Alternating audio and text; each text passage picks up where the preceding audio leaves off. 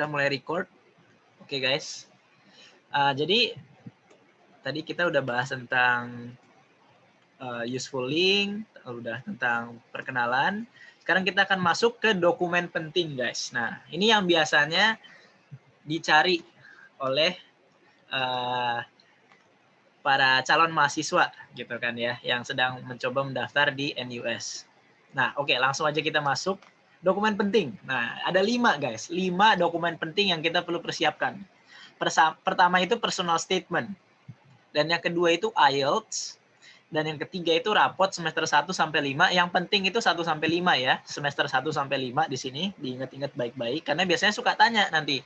Oh, nanti gimana Bang kalau semester 6 sampai 8 belum gitu kan. Nah, sebenarnya nggak perlu karena 1 sampai 5 gitu. Karena pas kita daftar nanti belum. Kita belum lulus sekolah. Masih sekitar semester 5, semester 6 lah ya, kira-kira ya. Semester 6 belum ini. SMA, Pak. SMA. Iya, Pak. Ya. Ya, sebelumnya betul. SMA kelas 3 sebelumnya. Jadi kira-kira sebelum lulus. Ya, betul. Jadi kira-kira rapot SMA kelas 1, kelas 2 lah ya. Ya, jadi rapot yang 3, udah ada aja. Kelas 3 semester 1. Kelas 3 semester 1. Ya. Jadi rapot semester 1 sampai 5 yaitu kelas 1, kelas 2 dari kelas 3 semester 1 ya, maksudnya gitu. Berikutnya ada UEE biasanya. Itu singkatan dari University Entrance Exam. Jadi sebenarnya tes lah, tes masuk gampangnya gitu. Bahasa Indonesianya gitu. Nah, dan tahun ini itu tidak ada namanya UEE, tidak ada tes masuk karena lagi COVID, guys. Lagi COVID. Jadi mereka menghapus UI ini, mereka cuma lihat dari rapot dan IELTS, personal statement, sama recommendation letter. Gitu dia. So, ini dia dokumen-dokumen penting. Nanti kalau ada yang masih bingung atau gimana, bisa nanti kita di sesi tanya jawab. Makanya bagi teman-teman yang bisa stay sampai akhir, nanti kita bisa ngobrol-ngobrol di akhir-akhir. Oke? Lanjut. Jadi how to apply di sini, guys. Ini ada step-stepnya, saya udah rinciin di sini. Jadi pertama step 1 submission dari online ya. Dari online, dan ini itu saya ambil dari linknya yang ada di sini, useful links. Jadi kalau teman-teman perlu lihat link apa aja gitu yang sini, ini udah saya bikin jadi satu. Itu gimana cara daftar NUS dan dokumen persiapan dan link pendaftaran online, itu saya taruh nih di nomor 3 itu yang saya tebelin di situ ya. Lalu lanjutnya, jadi ini ya saya kira-kira jelasin secara singkat. Pertama kita submit secara online dokumen-dokumen yang kita tadi 5 tadi itu, lalu dibayar ada biaya pendaftaran sekitar 20 Sing dollar atau sekitar 200.000 lah ya, kira-kira lah ya. 4 kali. Soalnya UI kan nanti kan. Jadi 1, 2, 3. Oh, 4. Ya, 4 dokumen. Nanti habis itu kalau kepanggil tes, baru tes ya. Baru tes lagi. Ya, jadi ya 4. Ada 4, ya. Terima kasih Joshua. Ya, yang tadi 1 UI maaf lagi COVID, jadi nggak ada. Ya, jadi habis submit semua itu nanti bakalan kayak dipanggil gitu lewat email, bakalan ikut tes UI-nya atau enggak. Habis dapat email untuk ikut tes UI-nya itu baru kayak itu yang kayak salah satu faktor penentunya juga lah. Ya. Oke. Lalu step berikutnya itu kita ada electronic submission of application checklist and supporting documents. Itu nanti teman-teman bisa isi yang tadi IELTS dan sebagainya macamnya. Ya kan? Dan recommendation letter ya. The recommendation letter itu bagi yang belum tahu, itu adalah surat rekomendasi dari guru atau SMA atau dari ya mungkin kayak edukator. Ya. Kira-kira gitu. Dari edukator. Lanjut guys, di sini ada application checklist ya. Nah, ini yang tadi di sini kan ada tulisannya application checklist nih yang di step ketiga. Nah, jadi teman-teman nggak usah takut kalau ada dokumen yang kelewatan karena nanti ada checklist di sini. Teman-teman juga bisa lihat dari slide kita. Nanti kan bisa download tuh yang di sini di Bitly ini, Bitly anak kuliah sini. Ntar udah dari situ bisa download. Terus bisa print mungkin ya. Jadi pada saat apply kira-kira bisa di checklist gitu. Oh ini udah, ini belum, ini udah. Di sini ada pasport juga gitu. Ada pasport. Dan yang kedua itu valid re-entry permit if you are Singapore permanent resident tuh nggak perlu ya. Karena kita ini bukan Singapore permanent resident, kita international nanti. Gitu dia guys.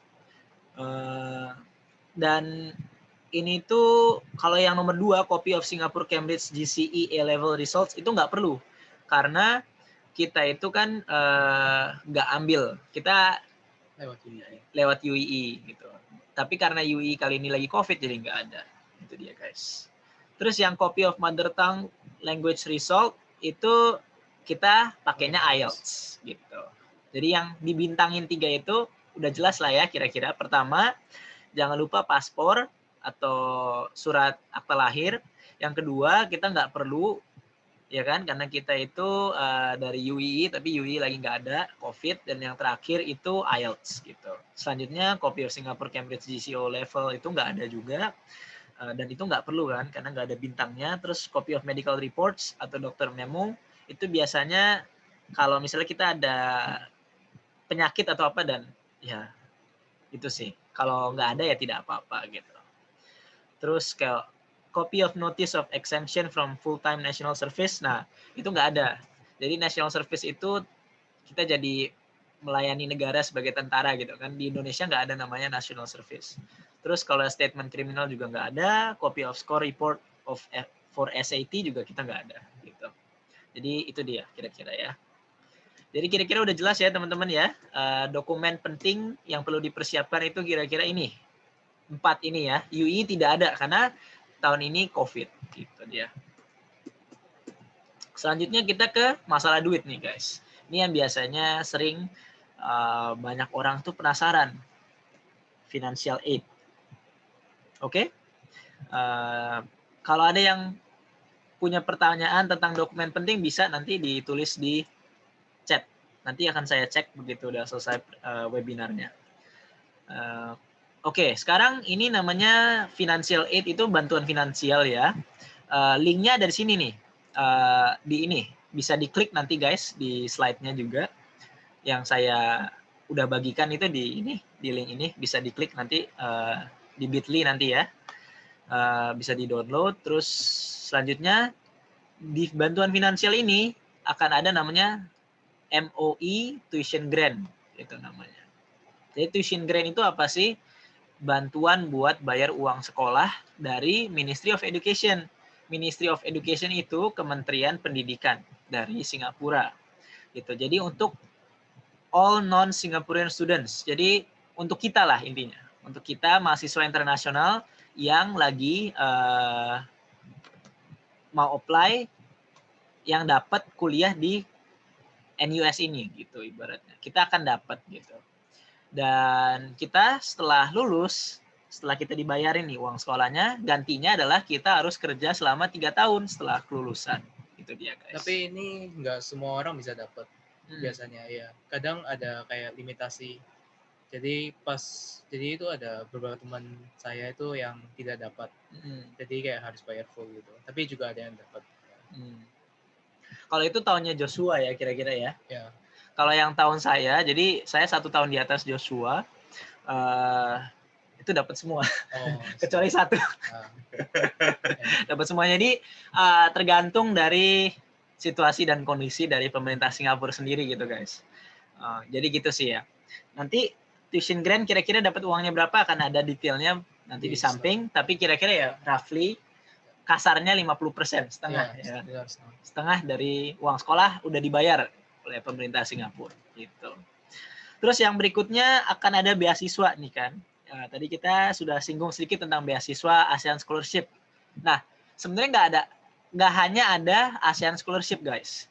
Ada juga SNP Undergraduate Scholarship, ada Benji Greenberg Scholarship. Jadi yang scholarship yang dari eksternal, dari organisasi luar NUS itu ada CIMB ASEAN Scholarship, Evolve Warrior Scholarship, Goh Keng Swee Scholarship, Kwok Foundation Undergraduate Awards dan sebagainya macamnya gitu ya. Ya bisa dicek di linknya. Bisa dicek di linknya, betul. Ya. Nggak usah dicatat guys, nggak usah takut, bisa di download di sini. Oke? Lanjut. Nah, yang paling terkenal itu adalah ASEAN Scholarship. Jadi eligibility itu adalah siapa sih yang bisa daftar, ya kan? Pertama itu be citizens of ASEAN member country. Jadi yang berdomisili di negara-negara di Southeast Asia. Southeast Asia itu seperti Indonesia, Singapura, ya kan? Malaysia ada di sini guys di bawah. ASEAN member countries itu ada tulisannya di bawahnya. Terus have a strong leadership qualities and potential. Jadi bagi kamu yang sering mimpin misalnya di OSIS atau mimpin di ketua kelas gitu atau apa gitu atau di acara sebuah acara yang event sekolah gitu, kamu bisa tunjukin sertifikatnya. Oh, saya tuh punya loh kualitas-kualitas sebagai pemimpin gitu atau potensial sebagai pemimpin gitu. Yang kedua, present good co-curricular activities. Jadi ya ekstrakurikuler. Kira-kira ya aktivitas setelah sekolah itu kan biasanya ada klub ya, klub sekolah ya. Ekstrakurikuler di sekolah. Nah, masukin sertifikatnya atau apa gitu. Siapa tahu kamu punya ada lomba atau apa bisa juga. Nah, selanjutnya possess outstanding high school results. Nah, memang raport SMA itu bakal dilihat sama mereka. Yang terakhir, be applying for admission to a full-time undergraduate degree program at NUS. Jadi, kalau kita daftar sebagai murid full-time NUS, ya alias kita daftar untuk kuliah di sana, kita sudah termasuk bisa mendapat. Dan kira-kira kita akan mendapat berapa di sini? Di bawah ada tulisannya itu, scholarship benefits. Jadi setelah kita dapat dari MOE, yang tuition grant tadi, kita dapat ekstra 5.800 per tahun. 5.800 itu sekitar berapa tuh, Jos? Berapa ya? Dikali 10.000 lah ya, kira-kira lah, roughly. Sekitar 58 juta. Ya, 58 juta Indonesia. Jadi ini yang ASEAN itu kayak kurang lebih itu dapat ASEAN. Itu biasanya juga bisa apply untuk tuition grant. Jadi itu bakalan tuition fee-nya itu bakalan kayak gratis. Jadi nggak usah bayar. Terus kamu juga dikasih uang saku gitu. Oke. Jadi kita dapat lah ya di atas tuition grant tadi. Selanjutnya ini kira-kira detail dari application and shortlisting prosesnya gitu. Ini kira-kira teman-teman bisa lihat-lihat aja sebagai informasi gitu kan. Kira-kira proses detailnya itu gimana? Kayaknya pas apply untuk NUS itu langsung kayak langsung di automatically secara otomatis itu kayak dimasukin apa kayak bisa nggak kayak mereka yang cek gitu bisa nggak langsung masuk ke ASEAN Scholarship atau tidak ya. Oke. Secara otomatis akan ada secara otomatis gitulah ya. Yang poin pertama itu yang paling penting lah ya kira-kira Jos ya. Sisanya terus mungkin dapat baru di email. Oke. Kira-kira jelas ya teman-teman ya. Jadi ASEAN Scholarship itu akan ada otomatis langsung kita waktu kita apply ke NUS, waktu kita daftar ke NUS. Itu ya. Oke. Selanjutnya ini ada detail dari kira-kira uang sekolahnya ya. Uang sekolah per fakultas dari sekolahnya masing-masing. Contohnya kita lihat di sini, yang saya nih engineering gitu kan. Nah, engineering untuk kita lihatnya international student gitu kan. Engineering international student. Sebentar, ini kayaknya saya bisa ini nih annotate ya kan. Draw. Kalau engineering di sini ya kan, engineering untuk international student. Jadi kira-kira yang ini. Ini habis tuition grant. Iya. Yang ini ya kira-kira ya. Habis tuition grant. Jadi sekitar 17.550. Itu dia. Ini sudah termasuk pajak gitu. Ya, tapi kalau nggak ada tuition grant itu sekitar 38.200. Ini per tahun ya guys.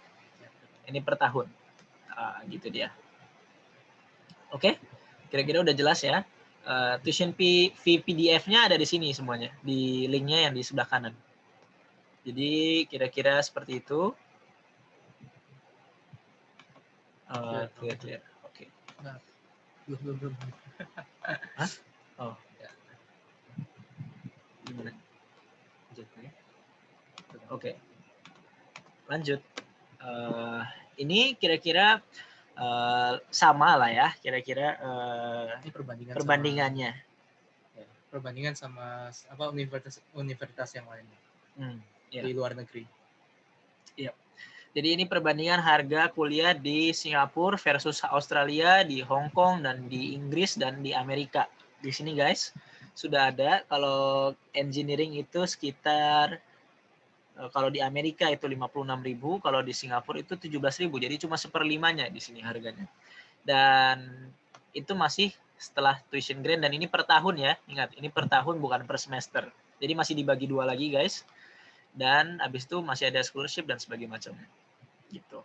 Jadi yang saya mau tekankan sih sebenarnya untuk harga-harga ini, jadi setelah kita daftar ke kuliah, banyak sebenarnya bantuan finansial yang bisa membantu kita untuk bisa membayar uang sekolah. Gitu. Jadi bagi mereka yang pengen daftar nih kuliah ke luar negeri, kalau berpikir gimana nanti saya bayarnya, mendingan kita daftar dulu, setelah kita keterima baru kita apply financial aid. Karena kemungkinan untuk bisa dapat financial aid, jadi nggak hanya nanti ada scholarship, nggak hanya beasiswa, ada juga termasuk seperti bursary atau hibah gitu. Ada bursary dan lain sebagainya, atau student loan, study loan dan sebagainya, pinjaman itu juga bisa meringankan kita. Jadi sebenarnya banyak bantuan untuk finansial.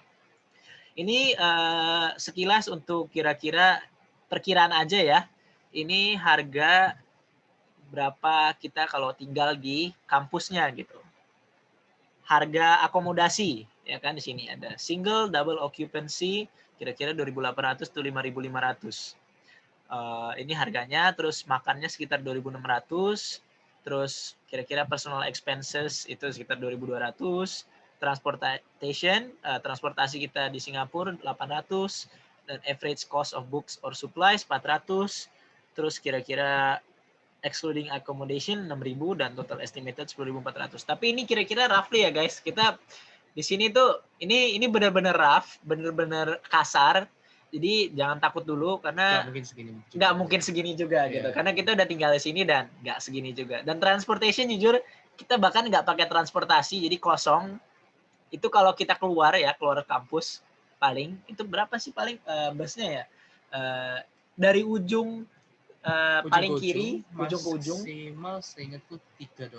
$3, 30.000 kira-kira untuk pakai kereta. Itu ujung ke ujung Singapura. Jadi sebenarnya kalau kita juga jarang keluar kayak kita ya mahasiswa, dan kita jarang keluar lah intinya ya. Jarang main keluar ya nggak habis banyak lah, nggak sampai 800 gitu ibaratnya. Oke. Kalau yang ini itu biaya tempat tinggal, dulu saya pernah tinggal di sini, sekarang tinggalnya beda. Cuma ya kita bisa pakai buat perbandingan. Kira-kira kalau single itu yang di atas itu biaya per ini yang per semester. Per semester yang kira-kira yang 2.000 itu.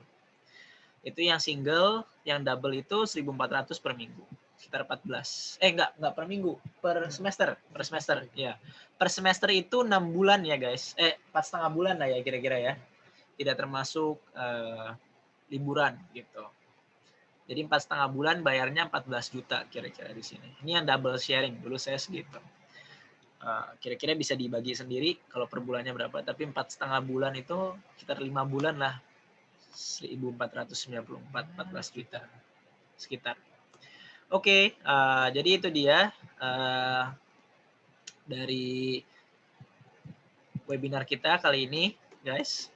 Saya akan cek kira-kira komennya bagaimana.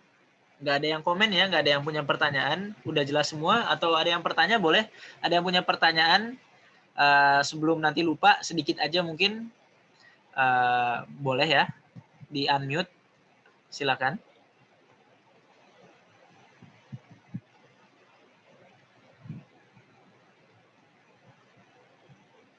Gimana guys, teman-teman udah ada yang masih bingung gitu atau gimana?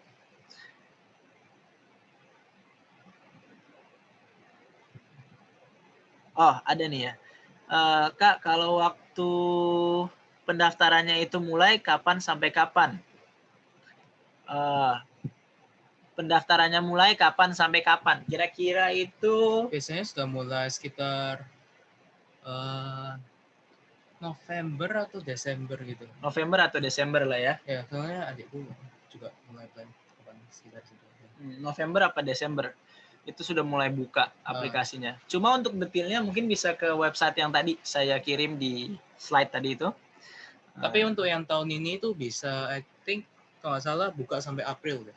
Buka sampai April ya? Karena adik saya juga ikut apply. Jadi ya dia bilang kalau nggak salah buka sampai April. Ya. Oke. Tapi kalau bisa secepat mungkin daftarnya. Ya. Oke. Jadi kira-kira begitu guys. Rafli kira-kira November Desember. Wah ini tiba-tiba banyak ya pertanyaannya ya. Oke, pertanyaan yang kedua nih dari Reri, ya Rizkania. Khusus S1 atau ada magisternya? Ada semua, lebih tepatnya. S1, S2, S3 ada semua di sini. Kira-kira jelas ya. Terus dari Vidya Feliardana, Kak, kalau misalkan lulusan D3 mau lanjutin ke S1 di NUS bisa nggak? Bisa.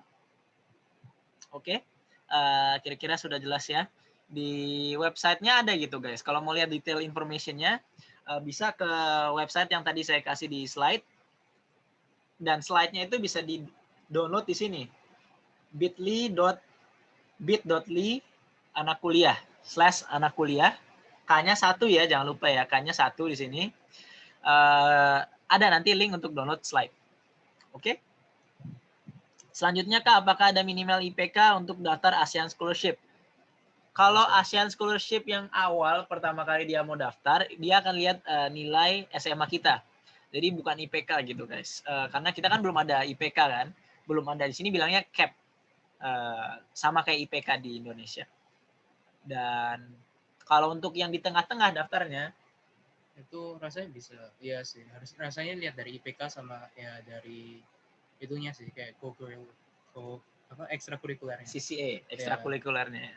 Ya. Tapi untuk yang daftar awal itu ya mereka karena kayak sekarang kan nggak ada University Entrance Exam kan, jadi mereka lihat dari nilai rapor sama IELTS. Tapi kalau ada University Entrance Exam, mereka bakalan lihat dari nilai itu lah. Jadi kayak mereka akan lihat hasil tes kalian, terus lihat kayak di ranking gitu mana yang paling bagus gitu. Terus dari sana mereka akan cek juga kayak ada kayak ekstrakurikuler nggak, kalian ikut ekstrakurikuler kayak OSIS atau apa gitu pas di sekolah atau tidak. Itu baru ada kayak konsiderasinya gitu untuk dikasih ASEAN Scholarship. Oke.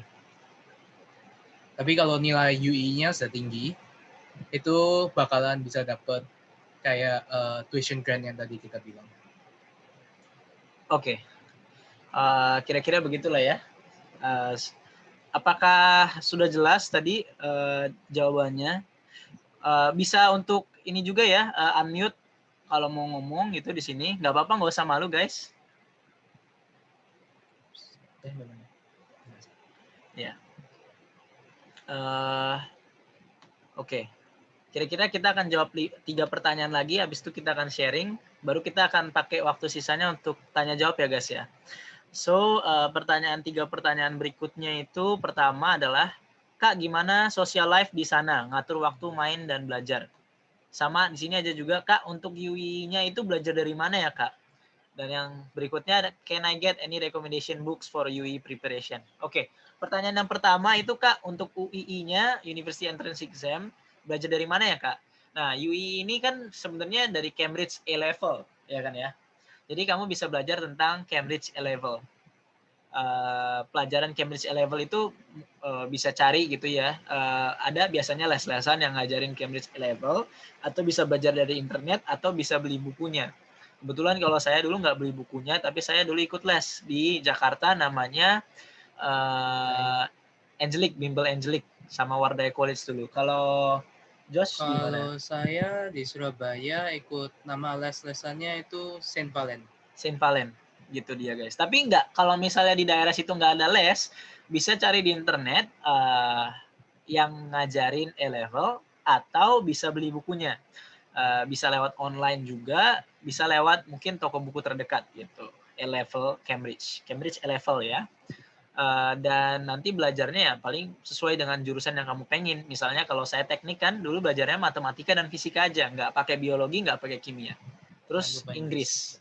Ya, dan Inggris gitu. Oke, kira-kira udah jelas ya guys. Selanjutnya itu Kak, gimana social life di sana?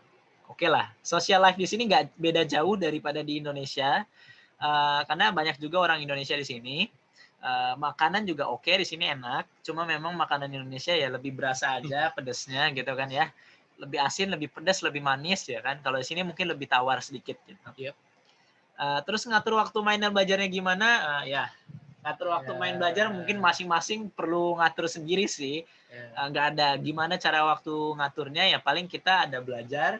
Kalau saya sendiri ada belajar, terus nanti ada aktivitas bareng CCA atau ekstrakurikuler gitu kan, sama komunitas Indonesia atau Singapura, orang-orang Singapura. Terus sisanya ya malam-malam belajar gitu dia guys. Jadi simple sih sebenarnya, nggak ribet sih. Ya kalau Joshua gimana? Ya, yang pasti mencoba untuk belajar setiap hari, tapi ya kalau bisa jangan SKS, bukan kayak SMA lagi. Udah nggak bisa SKS di sini, jadi ya harus mulai nyicil lah. Ya. Dan banyak godaan ya, kayak main Genshin gitu kan ya di sini ya. Just udah main Genshin ya. Dan selanjutnya di sini, can I get any recommendation books for UE preparation Kak? Jujur saya mau yang paling bagus waktu itu, yang paling mirip setahu saya itu kalau bisa dapat, jadi di Singapura itu ada buku A-level-nya mereka sendiri gitu. Namanya A-level H2 gitu. Jadi H2 ada A-level. ya H2 A-level.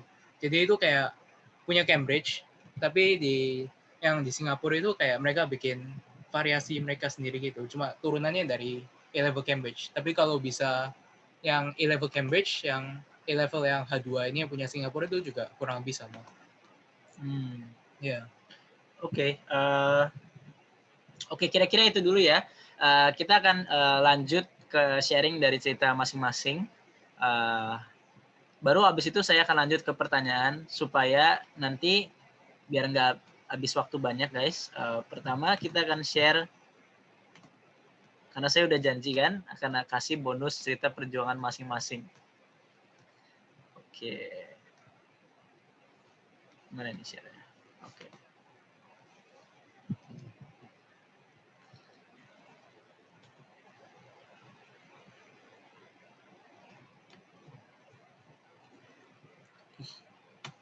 Bentar ya. Oke. Jadi sedikit sharing dari kita karena banyak yang minta sharing gitu.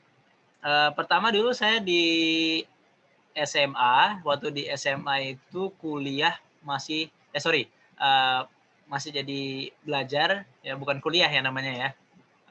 Itu tahun kedua. Itu tahun kedua awal mulai persiapan. Jadi karena saya tahu ada University Entrance Exam, saya dulu belajar di bimbel gitu, ada namanya Wardai College sama Angelic, bimbel Angelic. Kalau Jos tadi Saint Valen. Atau bisa mulai persiapan beli buku A-level dan mulai belajar 1 tahun sebelumnya. Itu kalau saya dulu. Karena kenapa saya 1 tahun sebelumnya? Karena memang kurikulum Indonesia dan kurikulum A-level Cambridge yang dipakai di sini itu beda guys. Jadi mungkin contoh bedanya itu ada matematikanya. Di Indonesia nggak diajarin Maclaurin series misalnya kan, atau Taylor series. Ya, jadi yang kurikulum Indonesia itu kayak masih kurang kalau mau untuk kayak apply, kayak tes untuk yang punya MBS. Jadi memang ada pelajaran, intinya ada pelajaran-pelajaran yang mungkin belum diajarin di SMA yang akan diteskan gitu. Itu kenapa kita perlu belajar A-level Cambridge.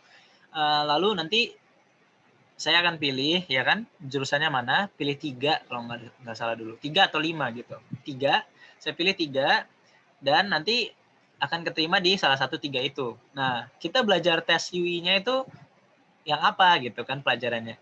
Itu sesuai dengan jurusan yang 3 kita kasih.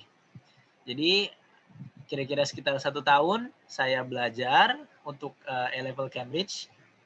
Baru saya apply kira-kira bulan November ke daerah bulan Desember juga, mulai sekitaran segitu.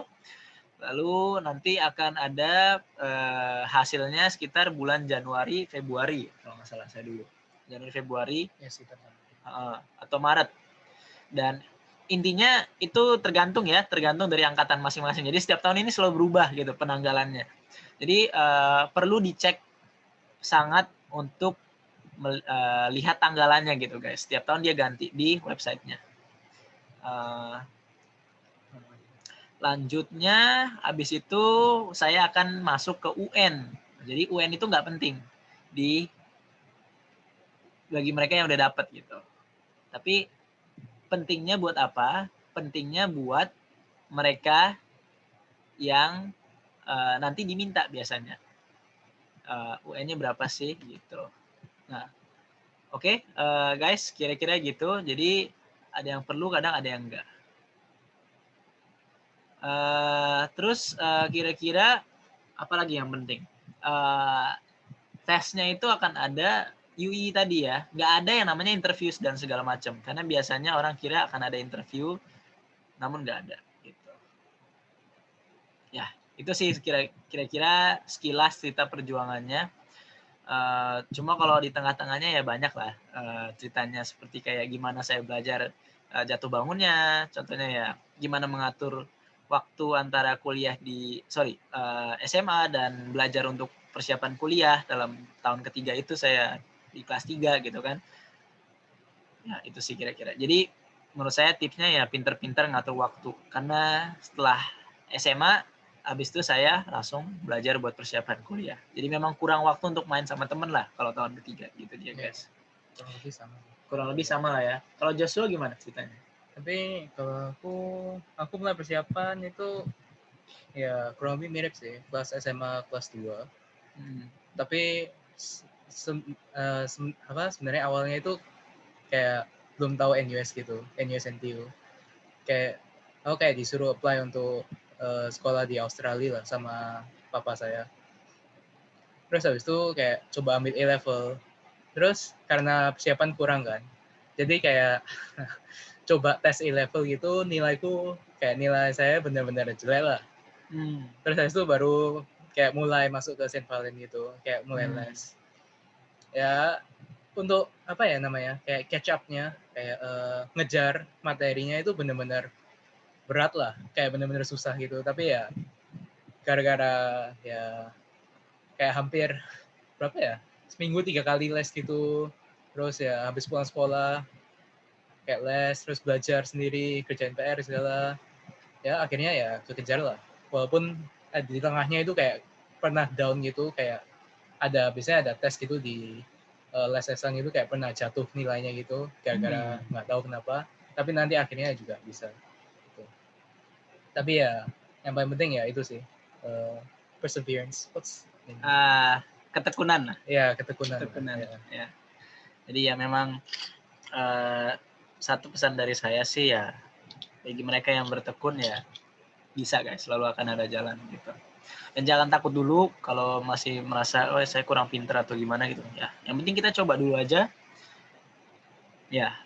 Baru Terus kita akan lihat. Untuk tambahan info, mungkin kalau nggak salah itu coba mulai lihat application-nya itu mulai Oktober gitu. Oktober. Mereka sudah kayak mulai kayak muncul gitu.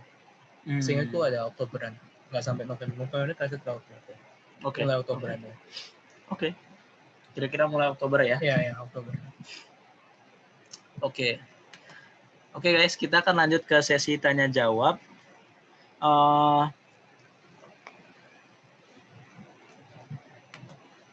Mungkin sambil tunggu tanya jawabnya, apa itu?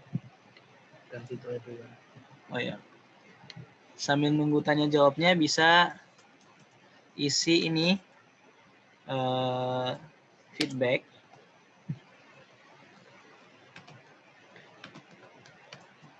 Karena ini akan kita, jadi feedback itu nanti akan ada pertanyaan.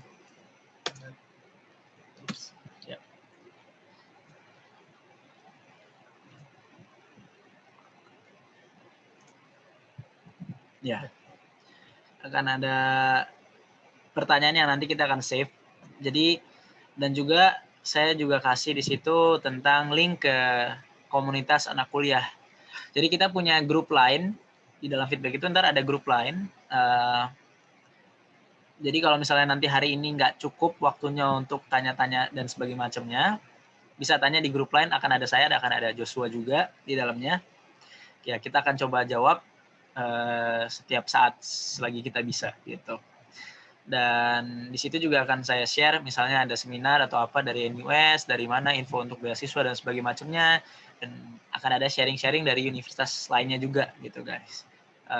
Dan juga kita akan bikin seminar webinar kayak gini lagi, mungkin lebih sering ya, agar banyak dari komunitas di Indonesia tuh pelajar pejuang-pejuang di Indonesia yang mau kuliah ke luar negeri ataupun di dalam negeri pun bisa dapat informasinya gitu guys. Oke, kita lanjut ke pertanyaan-pertanyaannya sambil menunggu, sambil dengar jawaban dari pertanyaannya, mungkin bisa minta tolong diisi feedbacknya ya. Selanjutnya pertanyaannya tentang Kak, jikalau nilai SMA ada yang C, apa masih bisa Kak ikut UII? Sebenarnya kalau dari pendapat saya pribadi, ini tuh bukan di tangan kita sih, bisa masuk apa enggaknya. Karena ada cerita yang terkadang calon mahasiswa itu dia kira dia nggak masuk karena nilainya biasa-biasa aja gitu, atau pas-pasan. Tak taunya keterima aja gitu kan. Jadi ya ada cerita kayak gitu. Ada juga yang nilainya dia kira tinggi, tak taunya nggak masuk gitu kan. Jadi memang untuk hal-hal yang kalau misalnya nilainya sekian C gitu, atau misalnya rata-rata nilainya 84 gitu, apa 83 gitu, bisa nggak saya masuk gitu? Ya sebenarnya jawabannya yang paling gampang adalah ya kita daftar aja gitu, karena nanti akan dipanggil sendiri gitu. Kalau misalnya dapat ya dapat gitu guys. Jadi daripada kita bertanya-tanya bisa nggak sih kalau kita masuk, daftar aja langsung. Oke. Selanjutnya teman kakak ada yang dapat full scholarship di NUS tidak ya? Ada. Jadi ada juga yang dapat full scholarship kira-kira. Terus rata-rata nilai SEM 1 sampai 5 minimal berapa Kak biar aman? Oh, rata-rata ya. Ini buat patokan lah ya kira-kira ya. Untuk sekolah saya dulu harus kalau bisa 85 ke atas. 85 ke atas. Tahun saya. Ya. Tapi nggak termasuk PKN ya? Iya. PKN bahasa Indonesia nggak masuk guys, karena kita nggak ada di sini PKN. Mereka cuma, I think melihatnya ya matematika, fisika, Inggris, IPA atau IPS ya, atau biologi gitu. Tergantung kamu itunya, apply-nya di mana. Tergantung apply-nya di mana. Oke, begitu dia. Ini tadi barusan ada yang join ya. Kalau yang penasaran mau join bisa diklik di sini bit.ly anak kuliah. Di sini ada slide, ada komunitas yang tadi line, sama ada bisa feedbacknya juga di sini. Oke lanjut. Teman kakak ada yang dapat full scholarship di NUS itu udah ya tadi ya. Rata-rata juga sudah. Kak, bagaimana kakak menyimbangkan kegiatan belajar E-level dengan belajar di sekolah? Nah, ini pertanyaan baik. Yang tadi saya udah singgung ya di sharing. Gimana cara menyimbangkannya? Ya cukup sibuk memang sih. Jadi setelah saya sekolah gitu kan, mungkin kalau teman-teman misalnya pada balik ke rumah atau ada yang main sama teman, hangout gitu kan, ke mall atau ke main bola gitu, main basket gitu kan ya, saya ke bimbel gitu. Tapi ya secara jujur ya, itu kalau ikut ya misal les-lesan yang E-level, itu kita biasanya nggak usah ikut les-lesan yang normal yang kayak untuk sekolah gitu, yang kayak ya yang kayak les-lesan normal gitu yang kayak pelajaran mat gitu. Kalau langsung ikut les-lesan E-level itu kayak udah belajar gitu loh, kayak juga embedded apa gimana ya, kayak termasuk gitu loh, kamu belajar mat apa bahan yang biasa, tapi kamu juga bahan yang itu bagian gitu. Ya, jadi maksudnya Josh itu adalah kalau kita ikut bimbel, di bimbel itu kan memang diajarin E-level. Jadi ada pelajaran matematika, ada fisika gitu kan. Nah, biasanya matematika yang di bimbel ini juga ada beberapa yang mirip gitu sama pelajaran sekolah. Kayak sudah melebihi lah. Sudah melebihi bahkan. Jadi nggak akan ada masalah gitu guys. Nggak benar-benar berbeda gitu nggak. Cuma ya secara materi memang pelajaran E-level itu bisa dibilang melebihi dari kurikulum di Indonesia. Jadi udah termasuk belajar lah pelajaran sekolah, tapi ada plus-plus sesuatunya gitu. Cuma untuk pembagian waktu dan lain-lain, memang kita ya harus mengorbankan waktu main kita setelah pulang sekolah gitu sih. Itu sih yang paling penting ya untuk di take a note gitu, diperhatikan gitu. Ya kalau kita mau menempuh jalur untuk kuliah ke Singapura ini ya begitu dia, guys. Jadi kayak mindsetnya harus kayak punya mindset yang aku mau masuk sini. Jadi Iya. aku tetap harus berjuang lah. Kan nggak mungkin nggak berjuang kalau nggak mau masuk. Jadi ya semangat guys. Tadi kata Joshua apa? Ketekunan ya. Gitu. Saya setuju juga. Nah, selanjutnya Kak, untuk daftar scholarship itu harus masuk NUS dulu atau sekalian barengan antara cari scholarship dan tes masuk NUS? Tadi kalau untuk ASEAN scholarship itu guys, tuition grant juga. Semua lihat dari UI. Lihat dari UI. Jadi kalau kita daftar NUS akan langsung terdaftar untuk ASEAN scholarship dan tuition grant. Nah, kalau seandainya kalian keterima akan diinformasikan lewat email. Jadi akan ditawarkan langsung, mau ikut gak nih ASEAN scholarship gitu. Kalau yang nggak dapat email ya memang sedihnya ya kita nggak dapat gitu guys. Tapi untuk ASEAN scholarship itu biasanya kalau memang banyak yang dapat, itu mereka ada kayak interviewnya gitu. Ya.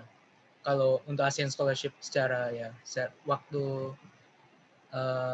batch waktu tahun kita, waktu angkatan kita. Ya. Itu tetap ada interviewnya kalau untuk ASEAN. Tapi kalau untuk tuition grant itu nggak ada interviewnya, bisa langsung dapat. Oke. Kira-kira jelas ya jawabannya ya guys. Jadi kalau kita singkat cerita itu otomatis. Gitu. Tapi kalau nggak dapet, ada juga tadi opsi yang eksternal tadi. Dan biasanya sambil kita kuliah juga bisa apply. Ada beberapa yang masih buka sambil kita udah tahun pertama, tahun kedua gitu. Oke, selanjutnya ada tips dan triks untuk lolos ke NUS nggak ya Kak? Nggak ada. Tipsnya ya belajar. Tips triksnya ya oke, kalau mungkin teman-teman lihat di cerita-cerita di YouTube gitu kan, ada tips ini, ada triks ini, bagaimana begini. Tips dan triksnya ya semangat belajar, tekun belajar, level Cambridge. Banyak ngerjain soal, dan juga ya biasanya ntar ada contoh soal untuk UI, ada contoh soal. Tapi tahun ini nggak ada UI karena COVID ya kan, jadi ya lewat rapot aja sama personal statement, sama recommendation letter, sama IELTS. Jadi ya memang belajar gitu dia guys. Sama jangan lupa sertakan tadi ya kalau punya sertifikat ikut lomba, sertifikat ikut kepanitiaan dari SMA, dari misalnya OSIS atau misalnya dari acara ulang tahun sekolah gitu, misalnya ulang tahun SMA biasanya kan ada jadi acara MC nih kan. Jadi MC, jadi apa?